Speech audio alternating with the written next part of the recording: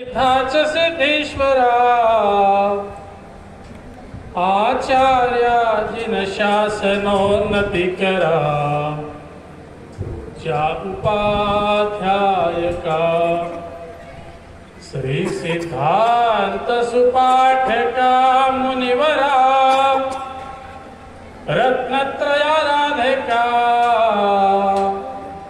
पंचेति परमेष्ठिनं प्रतिदिनं कुर्वन्तु ते मंगलम कुर्वन्तु ते मंगलम। जय बोलो पंच परमेष्ठी भगवान की जय। आवाज आला नाही असा जय जयकार म्हणा की बाजूचे ध्यानस्थ असतील तर तेही जागे। जय बोलो 24 भगवान की जय। दोन्ही हात पर करून जयकारा म्हणूया। जय बोलो गोपेश्वर बाहुबली भगवान की जय।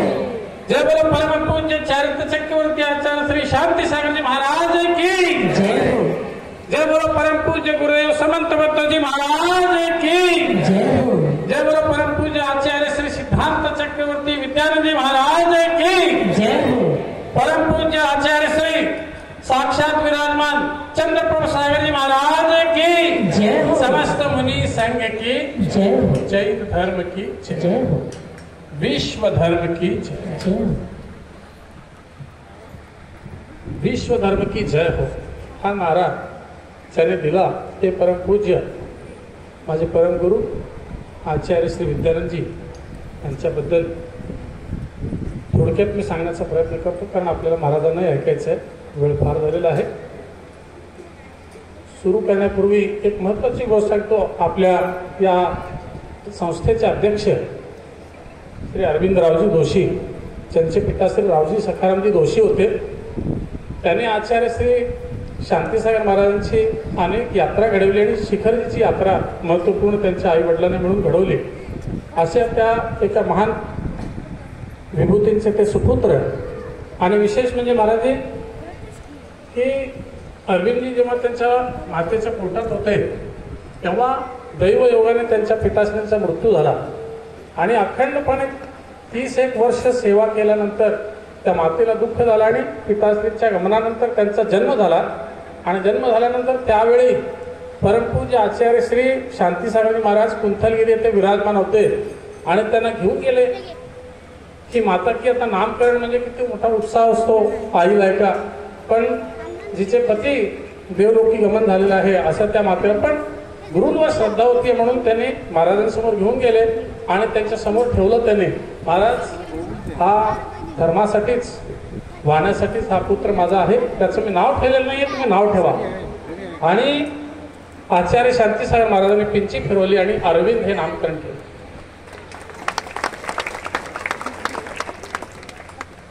आपण विचार करतो की आपल्याला बाळाचं नाव काय ठेवावं किंवा काय कोणी ठेवावं कसं ठेवावं, पण एका साक्षात या ज्यांच्या गुणांची स्तुती गुणगौरव आचार्य कदाचित त्या गुणगौरव होत आहे अशा त्या आचार्यांकडून नामकरण झालेले आजचे या कार्यक्रमाचे अध्यक्ष श्री अरविंदजी आणि त्यांचं तितक्या त्यांची श्रद्धा। आणि एक फोटो आपण नेहमी पाहतो की आचार्य श्री शांतीसागर महाराजांचा सुंदर असा फोटो आपण नेहमी पाहतो, हा चेहरा नेहमी पाहत असतो, हा चेहरा कायम कुठे ना कुठे आपल्याला दिसत असतो। तर तो फोटो सुद्धा तो जन्म घेतल्यानंतर 16व्या वर्षी जेव्हा अरविंदजी त्यांच्या मातेबरोबर गेले होते तर त्यावेळी आचार्यश्रींची संलेखना चालू होती आणि 22वा दिवस होता आणि ते 22व्या दिवशी अरविंदरावजी जोशींनी हा फोटो घेतलेला आहे। आणि हा फोटो अनेक फोटोग्राफरने कितीतरी फोटोग्राफरने फोटो काढले पण त्याच्यापेक्षा खूप सुंदर आलेला हा फोटो आहे। ती गुरु शिष्य परंपरा त्यांना माहित होती, म्हणूनच गुरुदेव समंत भद्र महाराजांनी जात असताना या संस्थेचं अध्यक्षपद त्यांना दिलं आणि सांगितलं की अरविंदजी जोपर्यंत तुम्ही जिवंत आहात तेव्हा तोपर्यंत या संस्थेची तुम्हाला सेवा करायची आहे। आणि गुरुला दिलेले वचन ते आजही पाळत आहेत। 80 वर्ष जवळजवळ पूर्ण होत आहेत त्यांना, तरी सुद्धा ते या कार्यामध्ये सेवारत आहेत। हे विशेष प्रसंग या 2-3 गुरु आणि आचार्य विद्यानंद महाराजांची तर खूपच त्यांनी सेवा केलेली आहे। अनेक वेळा त्यांच्याशी चर्चा करण्याचा प्रसंग, कारण आचार्य विद्यानंद महाराजांबरोबर जोशी कुटुंबीय जोशी परिवार त्यांच्या परिवारातले सर्व सदस्य सतत राहायचे। हा मणिकांचन योग आहे, त्रिवेणी संगम सांगत होते. तर तीनही आचार्यांबरोबर जवळ राहून ज्यांनी पाहिलेले असे सुद्धा लोक आपल्या इथं विराजमान आहेत. हे आपलं भाग्य आहे की त्या लोकांच्या माध्यमातून आपण आचार्यश्रींचा गुणगौरव करत आहोत. अशा या आचार्यश्री शांतीसागर महाराजांबरोबर आताच माझ्या पूर्व 2 वक्त्यांनी सांगितलं की शांतीसागर महाराजांबरोबर आणि त्यानंतर गुरुदेव समंत महाराजांबरोबर ज्यांनी राहून साधना केली आणि त्यांच्या साधनेतले काही गुण घेतले असे श्री आचार्य श्री विद्यानंदजी महाराज सन 1925 मध्ये 22 एप्रिल रोजी शेडमाळ इथं कल्लप्पाजी आणि सरस्वतीजी या परिवारामध्ये त्यांचा जन्म झाला. एका पंडित परिवारामध्ये जन्म झाल्यानंतर बालपण अनेक प्रकारे कष्टातून गेलं. विविध प्रसंग पाहत असताना हळूहळू जेव्हा ते मोठे होऊ लागले आणि तो देशभक्तीचा काळ होता, देश स्वतंत्र होण्याचा तो लढ्याचा काळ होता आणि हळूहळू मोठे होत असताना त्या स्वतंत्र लढ्यामध्ये सुद्धा भाग घेऊन त्यांनी त्यावेळी कार्य केलं. आणि त्याचबरोबर सर्वात महत्वाचं म्हणजे त्यावेळी शेडवाळ इथं असलेले आश्रम, त्या काळात सुद्धा तो आश्रम होता आणि त्या आश्रमामध्ये राहिल्यानंतर आचार्य श्री शांतीसागर महाराजांचं सानिध्य त्यांना लाभलं आणि त्यांच्या चरणस्पर्शाने त्यांच्या जीवनामध्ये अनेक विचार बदलले आणि या मार्गाकडे ते लागले, अध्यात्म मार्गाकडे लागले. आणि त्यानंतर हळूहळू करत असताना आचार्य श्री महावीर कीर्तीजी महाराज मंत्र शास्त्राचे ज्ञाता, अनेक विषयांचे ज्ञाता, परमपूज्य आचार्य श्री महावीर कीर्तीजी महाराज हे अत्यंत परम तपस्वी होते आणि त्यांच्या सोबत राहून त्यांनी जेव्हा त्यांचा पदस्पर्श झाला त्यावेळी त्यांनी त्यांच्या सानिध्यामध्ये ब्रह्मचर्य व्रत घेतलं. फार मी विस्तारात जाणार नाही, वेळ कमी आपल्याकडे. आणि त्यानंतर हळूहळू ब्रह्मचर्य व्रत घेऊन शुल्लक पार्श्व कीर्ती म्हणून त्यांनी शुल्लक दीक्षा घेतली. शुल्लक दीक्षेमधला त्यांचा काळ खूप दीर्घ होता.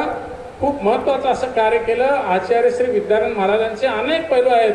जसं गुरुदेव समंतभद्र महाराजांनी गुरुकुल तयार करून बीजारोपण केलं आणि बीजारोपण करून छोटे छोटे वृक्ष तयार केले आणि ते मोठे वृक्ष होण्यासाठी त्यांनी खत पाणी घातलं.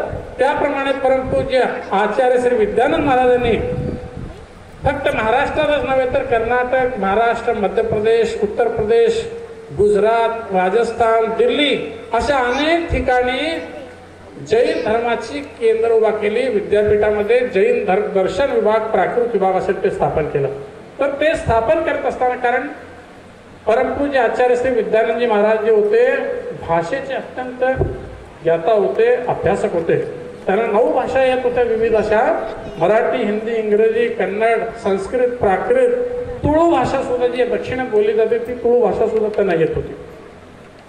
अशा भाषांचा अभ्यास करत करत त्यांनी हळूहळू जेव्हा आचार्य श्री देशभूषण महाराजांच्या सानिध्यात आले तेव्हा त्यांच्या सानिध्यात राहून त्यांनी दिगंबर दीक्षा घेतली. पण तत्पूर्वी अभ्यास करण्याची आवड इतकी होती की त्यांच्या क्षुल्लक अवस्थेतले अनेक चातुर्मास त्यांनी फक्त स्वाध्याय घातले. त्यातले कलकत्ता चातुर्मास बद्दल एक खास उल्लेख येतो महाराजी की तिथं असलेल्या कलकत्तामध्ये जी नॅशनल लायब्ररी आहे तिथं सगळ्यात जास्त पुस्तकं अवेलेबल आहेत. तर त्या चातुर्मासामध्ये त्यांनी कोणाशी बोललेच नाही, मौन व्रत धारण केलं आणि फक्त आहारापुरते बाहेर यायचे आणि आल्यानंतर एवढं आहारचर्या झाली की परत जाऊन लायब्ररीमध्ये विविध पुस्तकांचं अध्ययन करायचे. त्यांचा नियमच होता की रोज 8 ते 10 गाथा, प्राकृत गाथा असतील किंवा संस्कृत श्लोक असतील पाठ करण्याचा. या माध्यमातून त्यांना जवळजवळ 80 ते 90 हजार गाथा त्यांना कंठस्थ होत्या. त्यांच्या सानिध्यामध्ये 1994 ते 2000 मला राहण्याचा प्रसंग मिळाला आणि त्यांच्याच आज मी जे काही आपल्यासमोर उभा आहे त्यांच्याच आशीर्वादाने उभा आहे. कारण माझे पूज्य दादाजी पंडित वर्धमान पार्श्वनाथ शास्त्री यांच्याशी त्यांचे खूप चांगले संबंध होते. धार्मिक चर्चा सतत व्हायची आणि त्या माध्यमातून मला त्यांच्या चरणी जायला मिळाला आणि त्यातून अध्ययनासाठी 6 महिन्यासाठी गेलो आणि त्या विभूतीकडे असा आकर्षित झालो की 6 वर्ष त्यांच्या सानिध्यात राहायला मिळालं. तर 80,000 गाथा कंठस्थ असलेल्या त्या महाराजांना त्यांच्या सानिध्यात राहिलेलं असताना मला लक्षात आलं की ते सांगायचं महावीर तिथे जा, एखादं त्यांच्या डायऱ्या ज्या आहेत आजही खूप प्रसिद्ध आहेत किंवा खूप महत्वपूर्ण असे डायऱ्या. एका पुस्तकातलं सार जे आहे एका पानामध्ये कसं तयार करायचं, झिस्ट कसं तयार करायचं, एका संशोधकाला जर एखाद्या ग्रंथाचं सार लिहायचं असेल तर ते कसं करावं ते खूप चांगल्या पद्धतीने त्यांना माहीत होतं. ते सांगायचे महावीर या ग्रंथालयामध्ये खाली जा आणि त्यात 4थ्या कपाटामध्ये 5व्या कप्प्यामध्ये 4थं पुस्तक ते ठेवलेलं आहे. त्या पुस्तकामध्ये 80 नंबरच्या पानावर हे लिहिलेलं आहे ते घेऊन ये. एवढी सांगण्याची एक साधना त्यांच्यामध्ये होती. कारण एक साधकच, दीर्घ साधकच ही गोष्ट करू शकतो. अशा पद्धतीने त्यांनी साधना केली आणि ग्रंथांचं अध्ययन केलं आणि ग्रंथावर बोलण्यावर इतकं प्रभुत्व होतं, त्या बोलण्याच्या प्रभुत्वावरच त्यांनी संपूर्ण भारत त्यावेळी जिंकला होता. आपल्याला सर्वांना माहित आहे की हळूहळू साधना करत दिगंबर दीक्षा त्यांनी घेतली आणि दिगंबर दीक्षा घेतल्यानंतर 1981 साली जेव्हा महामस्तकाभिषेक श्रवण बेळगोळचा झाला, तेव्हा तो महामस्तकाभिषेक विश्व प्रसिद्ध करण्यामध्ये आचार्य श्री विद्यानंद महाराजांची एक दूरदृष्टी भूमिका जी होती ती अत्यंत महत्वाची होती. आणि त्या माध्यमातून भगवान बाहुबली, जैन धर्म आणि जैन धर्मातले तत्व हे सर्व लोकांपर्यंत घेऊन जाण्याचं महत्वपूर्ण कार्य जे आहे आचार्य विद्यानंद महाराजांनी केला. ते नेहमी म्हणायचे, खरा सो मेरा, मेरा सो खरा नाही, खरा सो मेरा. जे खरं आहे तेच माझंच खरं म्हणण्यामध्ये आज आपलं विश्व पूर्ण जैन समाज असेल, अन्य समाज असेल, मी म्हणतो तेच खरं आहे म्हणण्यामध्ये अडकलेलं आहे आणि त्यामुळे अनेक विवाद होतात. पण जे खरं आहे ते माझं आहे असं जर स्वीकार केलं तर आपल्याला कुठेच विवाद येत नाही. आणि या माध्यमातून ते नेहमी म्हणायचे, धम्मो मंगलमुक्तित्तम अहिंसा संयमो देवा वितस्स पणमन तिजस्स धम्मे सयामन. अहिंसा, संयम आणि तपरूपी धर्माला त्यांनी प्राधान्य दिलं आणि त्यांच्यामध्ये अनेक गुण होते. मी जसं सांगितलं, भाषेला त्यांनी महत्व दिलं. या प्राकृत भाषा आणि प्राकृत भाषेची ज्येष्ठ शुक्ल पंचमी प्राकृत भाषा दिवस म्हणून साजरा करायचा हा संदेश सर्वप्रथम त्यांनी दिला. आपल्या जगाला आपण सर्वकडे पंचरंगी झेंडा लावतो, पण पंचरंगी झेंडा शास्त्रात कुठं आहे हे शोधून काढणारे कोण होते तर आचार्य विद्यानंद महाराज होते. त्यापूर्वी भगवा ध्वजा असेल, इतर ध्वजा असेल आपण वापरत होतो, पण शास्त्रामध्ये कुठं पंचरंगी 5 रंगाचं वर्णन कुठं आलेलं आहे त्याचे सर्व दाखले काढून आणि पंचरंगी ध्वजा आपल्या समाजाला एक नेतृत्वासाठी. कारण 1974 मध्ये जेव्हा भगवान महावीरांची 25वा निर्वाण महोत्सव साजरा केला गेला तर त्यावेळी सर्व जैन समाज एकत्रित आला. कुठल्या ध्वजाखाली आपण खाली यायचं तर त्यावेळी हे शोध केला आणि त्यांनी सांगितलं की जैन धर्माची भाषा कोणती तर ती प्राकृत आहे आणि जैन ध्वजा काय असेल तर ती पंचरंगी ध्वजा आहे. असे अनेक महत्वपूर्ण दाखले त्यांनी शोधून काढले. बाहुबलीस राय आणि तक्षशिला, भगवान बाहुबलीची राजधानी कुठं होतं तर ती तक्षशिला होती आणि आता तक्षशिला कुठं आहे तर ते पाकिस्तानात आहे. हे शोध करून त्यांनी दाखल्यासहित ते त्याच्यावर स्वतंत्र पुस्तक तयार केलं आणि ते सर्वांसाठी. भारत देश भरताच्या नावावर झालंय, कारण त्याच्यापूर्वी जे आहे वैदिक साहित्यातले दाखले देऊन भरत नाव हे झालेलं आहे असं म्हणायचे, पण भारताचं नाव हे भरत चक्रवर्तीच्या नावावर झालेलं आहे हे त्यांनी दाखले दिले आणि अनेक दाखल्यासहित त्याचं पुस्तक, स्वतंत्र पुस्तक तयार केलं. संगीत असेल, संगीत समयसार असेल तर अशा अनेक ग्रंथांना त्याने प्रकाशित करवलं आणि समाजापुढे उभं केलं. प्राकृत भाषेला राष्ट्रपती पुरस्कार मिळवून देण्याचं सर्वप्रथम ज्यांनी कार्य केलं असेल तर ते आचार्य विद्यानंद महाराजांनी केलं. कारण त्यांच्यामध्ये एक कला होती, समाजातल्या सामान्य व्यक्तीला सुद्धा जवळ करण्याची कला होती. तसंच एका ज्येष्ठ अशा राष्ट्रपती पंतप्रधानापर्यंत सुद्धा त्या व्यक्तीवर कशा प्रकारे प्रभाव टाकायचा याची कला त्यांच्याकडे होती. आणि त्याच कलेचा उपयोग आपल्याला या बाहुबली गुरुकुलाच्या महाराजांना विनंती करून त्यांनी तो उपवास उपोषण मागे घ्यायला लावला आणि विनंती करून तुमचं जे आहे ते कार्य आपण पूर्ण करू असं सांगून त्या इथं असलेला उपद्रव त्यांनी समूळ नष्ट करायला लावला. त्यावेळी सुद्धा अनेक समाजकंटक उभे राहिले आणि त्यांना कशा पद्धतीने साम दाम दंडभेद नेहमी सांगायचे. भरत चक्रवर्तींचे 4ही जे प्रकार आहेत त्याने वापरायचे तर त्या पद्धतीने सांगण्याचा उपदेश संदेश त्यांनी त्यावेळी दिला. अशा प्रकारे मी पाहिलेलं आहे की दिल्ली येथे असलेल्या दिल्ली विश्वविद्यालयात असेल, लाल बहादूर शास्त्री विश्वविद्यालयात असेल, अशा ठिकाणी जैनॉलॉजीचे विभाग स्थापन पुणे असेल किंवा उदयपूर विश्वविद्यालयामध्ये असेल, राजस्थानमध्ये असेल किंवा शिवाजी विश्वविद्यालयामध्ये असेल, अशा ठिकाणी जैनॉलॉजी प्राकृतचे विभाग स्थापन करून तिथं आज सुद्धा तिथं अनेक लोक अभ्यास करत आहेत, अध्ययन करत आहेत. तर ते केवळ आणि केवळ परमपूज्य आचार्य श्री विद्यानंद महाराजांची कृपा आहे आणि त्यांची दूरदृष्टी आहे. आणि त्यामुळेच आचार्य श्री विद्यानंद महाराजांनी अनेक संतांची सेवा केली, साधूंची सेवा केली. गुरुदेव समंत भद्रजी असतील, नीटनेटका कार्यक्रम कसा करायचा आपण मी मगाशी सांगितलं की महामस्तकाभिषेक 1983 साली जो झाला, 81 साली तो कशा पद्धतीने विश्व करू शकतो ते त्यांनी सांगितलं. तशाच पद्धतीने आचार्य श्री शांतीसाहेब महाराजांची जेव्हा समाधी चालू होती त्या समाधीच्या काळामध्ये सुद्धा शेवटच्या 20 दिवसामध्ये आचार्य श्री विद्यानंदजी महाराज शुल्लक अवस्थेमध्ये शुल्लक पार्श्वकीर्ती या स्वरूपात तिथं होते आणि त्याने तिथले अनेक भट्टारगण होते तर त्यांच्या समवेत राहून ते नियोजन केलं आणि सुंदर त्या पद्धतीने सल्लेख नेला. कारण आपण काही वेळा पाहतो की काही मुलींचे आपल्याला दर्शनच होऊ शकत नाही, पण त्यावेळी आचार्य श्री शांतीसागर महाराज जेव्हा सल्लेखनेला कुंथलगिरीवर होते तेव्हा त्या शेवटच्या अंतिम 1 महिनाभर सुद्धा सर्वांना रोज नित्य दर्शन त्यांच्या साधनेमध्ये मग्न असले तरी त्या पद्धतीने कसं नियोजन करायचं हे सुंदर. कारण आचार्य शांतीसागर महाराजांच्या सल्लेखनाच्या त्या अंतिम ठिकाणी सुद्धा आचार्य विद्यानंद महाराजांचे अनेक फोटो आहेत आणि त्या पद्धतीने आपल्याला दाखले पाहता येतात. तर या माध्यमातून आचार्य श्री विद्यानंद महाराजांनी तत्कालीन पंतप्रधान असतील किंवा एक शेवटचा प्रसंग सांगतो आणि थांबतो. खूप सांगण्यासारखं आहे कारण मी त्यांच्या जवळ राहून दिवस रात्र त्यांची एक सवय होती महाराजी की रात्री एखादं नवीन पुस्तक मिळालं तर अत्यंत ते आधाशासारखे व्हायचे आणि सगळ्यांना सांगायचे अच्छा तुम्ही सगळेजण जा उठायचे. कोणाला जा म्हणून सांगायचं नाही. ते एखादी व्यक्ती बसलेले फार बोलू लागले तर ते स्वतः उठायचे आणि दुसरीकडे जाऊन अध्ययन करत राहायचे. तर रात्री सगळ्यांना सोडून द्यायचे आणि सर्वांना वाटायचे की महाराज विश्राम करतायत. सगळे निघून गेले की मग रात्री त्या अध्ययनाला सुरुवात करायची आणि त्या पुस्तकामध्ये सकाळी उठून जर पाहिलं तर 6 वाजता महाराज विश्राम घेतात असं दिसायचं. पण रात्रभर मध्ये त्या पुस्तकावर अनेक ठिकाणी मार्किंग केलेलं असायचं, चिठ्ठ्या लावलेल्या असायच्या की ह्या पुस्तकामध्ये हे सगळं महत्वाचं आहे. तर एक म्हणजे अभ्यास एखाद्या माणसाला एखाद्या गोष्टीची आवड असेल तर तो काय करू शकतो तर त्या पद्धतीतून त्याने दाखवून दिला आणि अनेक ग्रंथांची अनेक सिद्धांतांची त्याने जे आहे पुन्हा आपल्याला या जगाला विश्वाला पुनर्ओळख करून दिली. तर असे परमपूज्य आचार्य श्री विद्यानंदजी महाराज वयाच्या 96व्या वर्षी जेव्हा त्याने अंतिम श्वास सोडला तेव्हा त्यांच्या जवळ त्यांचे शेवटचे सुद्धा 20 सल्लेखनाचे दिवस दिल्ली येथे खूप अत्यंत भक्तिभावपूर्ण गेले आणि शेवटच्या दिवशी ब्रह्ममुहूर्तामध्ये पहाटे 3:30 वाजता त्यांनी आपल्या या लोकांची यात्रा संपवली आणि त्यावेळी त्यांच्याजवळ अनेक मुनिराज साधू संत विराजमान होते आणि सतत नमोकाराचा छाप चालू होता. तर अशा आपली साधना करत समाजाला एखादा कठीण प्रसंग आला तर त्यातून कसं वाचवायचं. कारण परवाच विशुद्ध साहेब महाराजांचं एक वक्तव्य मी ऐकलं की समाज को प्रबोधन कैसे करना ये तरुण सागर महाराज से हम सीख सकते हैं.